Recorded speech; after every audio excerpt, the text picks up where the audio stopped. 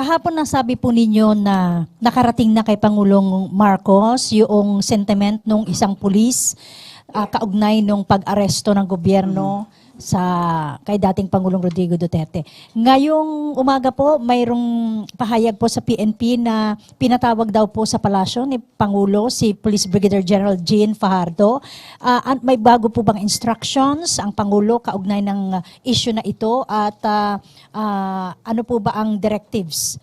Nakausap po mismo natin si General Jean Fajardo, hindi pa po sila nagkakaroon ng pag-uusap ni Pangulong Marcos.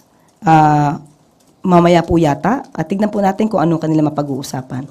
Pero patungkol po dito sa pulis na nag-viral po, matagal na po pala to as of March, effective March 5, tinatawag na po siya na AWOL. Nadeklara po siyang AWOL. Kung sa inyo po, hindi po natin alam kung ito po yung nabanggit na po ni General Jean Fajardo na meron po palang talagang reklamo na dito sa police na involved, may red flag regarding sa kanyang health condition.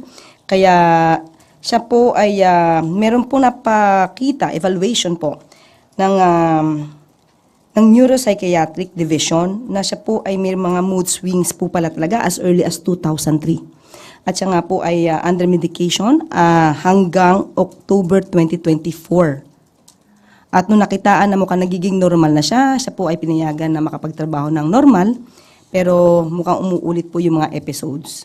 At saka po ngayon ay kinasuhan na po sa prosecutor's office ng kaso inciting to sedition. Dahil may mga ganitong mga incidents, ma'am, sa palagay po ba ninyo may pangangailangan na mas higpitan pa ng PNP yung kanilang requirements in recruiting ng mga bagong PNP personnel dahil isa sa requirement ay yung psychiatric evaluation? Kahit naman po noon ay talaga naman pong istrikto sa pagpili ng kakatawanin po ng PNP, ang pamunuan ng PNP.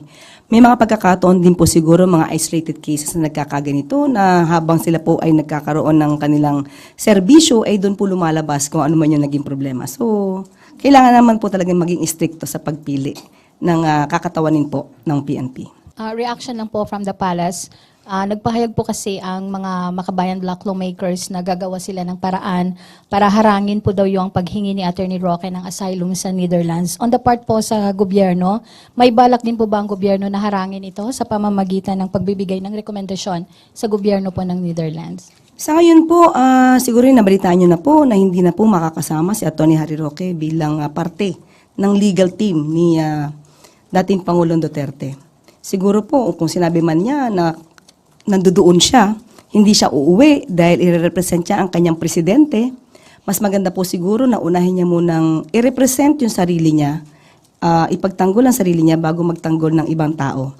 Well, anyway, patungkol po sa kanyang asylum, kapag po siguro mayroon ng warrant of arrest at kung siguro pong may kaso na po talaga siyang kriminal na kakaharapin po sa korte, dyan lang po na magre-react ang palasyo. May mga lumutang po na mga panibagong kahinahinalang pangalan na di umano ay nakatanggap noong confidential funds ng OVP and base po sa isang report, 24 na in total yung mga pangalan. Ano po yung reaksyon o komento ng palasyo sa development na to? Kung ito man po ay na-discovery po, siguro po mas paigtingin pa po talaga ang pag-iimbestiga patungkol po dito. Bakit po? Kasi karapatan po ng taong bayan malaman kung saan po talaga ginagasta ang pera, ang pondo ng bayan, ang kaba ng bayan, kung saan po nadadala. Kung naman po ay na-discovery po, dapat po rin patunayan. Kasi as of the moment, sabihin pa rin po natin, may presumption of regularity patungkol dyan. Pero, since nako-question nga po ito, dapat lamang pong patunayan ni VP Sara kung ang mga resibong ito ay totoo o hindi. May efforts po bang gagawin din ang gobyerno para mapauwi po si VP Sara dito sa Pilipinas bilang may mga ganito nga pong complaints na kinakaharap siya and nasa Netherlands po siya ngayon? Tingin ko dapat po isipin po niya na kailangan din po siya ng Pilipinas bilang vice presidente.